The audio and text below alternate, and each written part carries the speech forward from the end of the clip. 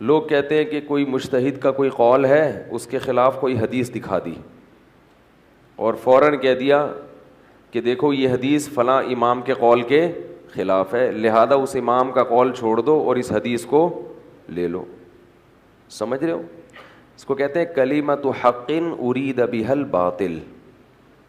بعض باتیں صحیح ہوتی ہیں لیکن اس سے جو اس بات کو رکھنے والا ہوتا ہے نا, اس کے ارادے صحیح نہیں. بات صحیح ہے, سب سے پہلے حدیث ہے, کسی امام کا قول اس کو حدیث پر ترجیح نہیں ہے. یہ بات خوب اچھی طرح سمجھ لیں. اگر کسی کا یہ نظریہ ہو کہ وہ یہ سمجھتا ہو کہ میرے پاس ایک طرف امام ابو حنیفہ کا قول ہے اور ایک طرف صحیح حدیث ہے, تو میں حدیث کو چھوڑ دوں گا اور امام صاحب کے قول کو لے لوں گا, وہ اسی وقت کافر ہو جائے گا, اسلام سے خارج. یہ میرا نظریہ ہے اور ہمارے تمام اکابر کا یہی نظریہ ہے. اس بارے میں امام کرخی کا ایک قول پیش کیا جاتا ہے, اس کی تفصیل میں جاؤں گا تو پھر بات لمبی ہو جائے گی. وہ قول اس کا ایک تو یہ مفہوم نہیں ہے اور اس کے ظاہر پر خود احناف کا عمل نہیں ہے, اور اس کے خلاف خود فقہ حنفی میں نصوص موجود ہیں بلکہ عمل موجود ہے. اس لیے اس قول کو پیش کرنا کہ ہمیں کچھ بھی ہو جائے تو ابو حنیفہ ہی کے قول کو ترجیح دینی ہے کہ امام کرخی کا یہ قول ہے, اس کو احناف کے خلاف پیش نہیں کیا جا سکتا, کیونکہ احناف میں عملاً اس پر عمل نہیں ہوتا. لوگ کہتے ہیں پھر کتابوں سے نکال کیوں نہیں دیتے, تو کتابوں سے کسی مصنف کے قول کو نہیں نکالا جاتا, ورنہ کتابوں کا بیڑا غرق ہو جائے گا, پتہ ہی نہیں چلے گا کہ مصنف کی اصل تحریر کیا تھی اور اس میں تحریف کیا ہوئی ہے. تو یہ اصول ہے کہ اگر حدیث کے خلاف کسی کا بھی قول آ جائے تو وہ قول کیا ہوتا ہے, مردود. اس کو ترجیح دینا یہ کفر ہے, یہ رسالت میں شرکت ہے.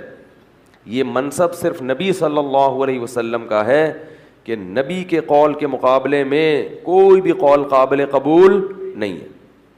بات بالکل ایسے ہی ہے, نظریہ ایسے ہی ہے, لیکن ہوتا کیا ہے کہ لوگ وہ احادیث جن کے معارض دوسری حدیثیں بھی موجود ہیں, سمجھ رہے ہو, یا کوئی حدیث ایسی ہوتی ہے جس کے دو مطلب نکل رہے ہوتے ہیں, یا کوئی ایسی حدیث ہے جس کے خلاف قرآن کی آیت ہے. اب امام نے یا مجتہد نے اس حدیث کو چھوڑ کر دوسری حدیث کو لیا ہوتا ہے, بات سمجھ میں آ رہی ہے, یا اس حدیث کو چھوڑا ہوتا ہے مگر قرآن کی آیت کو لیا ہوتا ہے, یا اس حدیث کو چھوڑا ہوتا ہے صحابہ کے عمل کی وجہ سے, کیونکہ صحابہ کا عمل اس بات کی ان کی نظر میں دلیل ہوتا ہے کہ یہ حدیث منسوخ ہو چکی ہے. سمجھ میں آ رہی ہے بات؟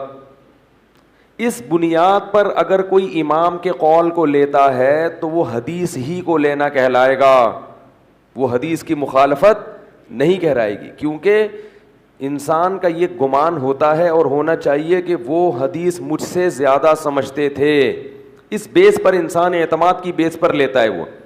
تو یہ امام کا قول حدیث کے مقابلے میں نہیں ہے, بلکہ اپنی کم علمی کا اعتراف کرنا ہے کہ میرے سامنے تمام روایتیں موجود نہیں ہیں, میرے سامنے تمام احادیث اور تمام قرآن کی آیتیں میرے سامنے مستحضر نہیں ہیں, مجھے یہ نہیں پتا کہ کون سی حدیث ناسخ ہے کون سی منسوخ ہے, مجھے حدیث کی سندوں کی بحث معلوم نہیں, مجھے حدیثوں کے مفہوم معلوم نہیں ہے کہ یہ جو میرے سامنے حدیث کا مطلب بیان کیا جا رہا ہے اس کا یہی مطلب ہے یا کچھ اور ہے. اس بیس پر ایک آدمی اپنی کم علمی کا اعتراف کرتا ہے اور وہ کسی مجتہد کے قول کو جس کو وہ فالو کرتا چلا آ رہا ہے اس کے قول کو اعتماد کی بنیاد پہ لے لیتا ہے. تو یہ حدیث کے مقابلے میں امام کے قول کو ترجیح دینا نہیں ہے, اور ایسے موقع پہ یہ آیتیں پیش کرنا کہ نبی کے مقابلے میں ابو حنیفہ کو مت لو, امام شافعی کو مت لو, یہ ایسے موقع پہ پیش کرنا غلط ہے. نہیں آ رہی بات؟ کیونکہ یہ لوگ حدیثوں کے مقابلے نہیں کیا کرتے تھے.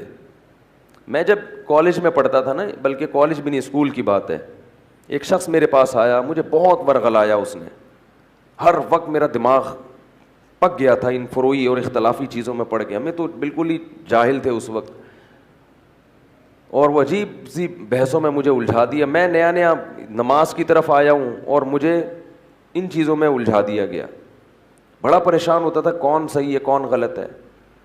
تو ایک دن ایک صاحب آئے, مجھے کہنے لگے کہ دیکھو اگر ہمیں مجتہد کا قول حدیث کے خلاف ملے گا تو ہم حدیث کو لیں گے، مجتہد کے قول کو نہیں لیں گے. اور اگر ہمیں حدیث صحابہ کے اقوال حدیث کے خلاف ملیں گے تو ہم حدیث کو لیں گے، صحابہ کے قول کو نہیں لیں گے. اور اگر ہمیں حدیث قرآن کے خلاف ملے گی تو ہم قرآن کو لیں گے، حدیث کو نہیں لیں گے.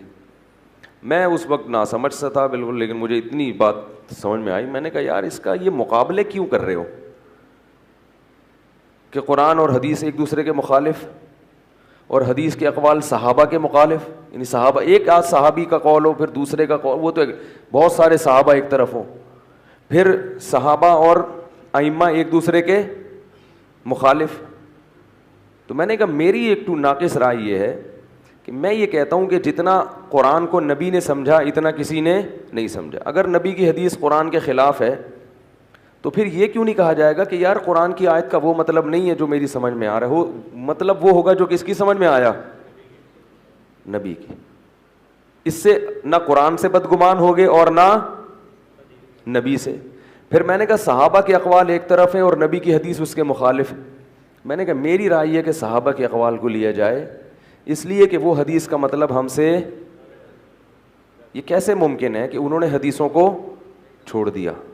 یا تو یہ ہونا کہ ہمیں یقین ہو کہ یہ حدیثیں ان تک پہنچی نہیں تھی، تو صحابہ تک نہیں پہنچی تو پھر ہم تک کیسے پہنچ گئی؟ ہمیں تو پہنچانے والے وہی لوگ ہیں.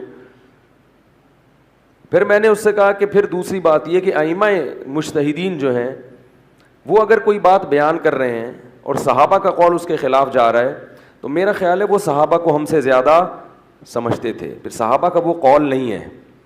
ورنہ یہ لوگ صحابہ کے قول کی مخالفت بولو بھائی نہیں کرتے. تو یہ جو آج کل جس قسم کی فرقہ واریت پھیلائی جا رہی ہے نا، اس کی پوری بنیاد ہی بدگمانی پر ہے. اس کی بنیاد یہاں سے شروع ہوتی ہے کہ تمہارے جتنے بزرگ بابے مجتہدین سب کیا تھے، ان کو نہیں آتا تھا قرآن و سنت. آتا کس کو ہے؟ ہم کو.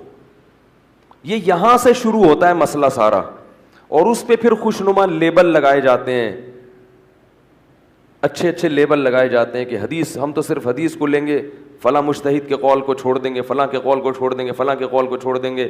اور پھر ایک امت کو بدگمانی، پھر وہی چھوٹے چھوٹے مسائل میں اختلاف، لڑائیاں.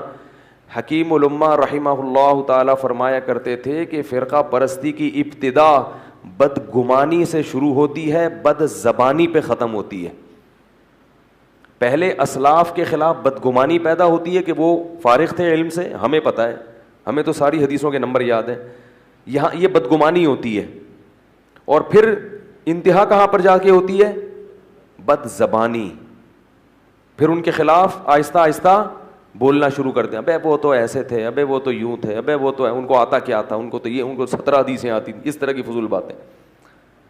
تو اس لیے کلمۃ حق ارید بہا الباطل، بعض چیزوں کے لیبل اچھے ہوتے ہیں لیکن ان کے پیچھے جو جذبہ ہوتا ہے، یا تو وہ کم علمی کی بنیاد پہ اخلاص ہوتا ہے مگر تفقہ نہیں ہوتا. اخلاص کافی نہیں ہے، تفقہ بھی ہونا ضروری ہے. اور بعض دفعہ اخلاص ہی نہیں ہوتا، فرقہ پرستی ہوتی ہے، مسلک پرستی ہوتی ہے. لیبل کیا لگایا جاتا ہے؟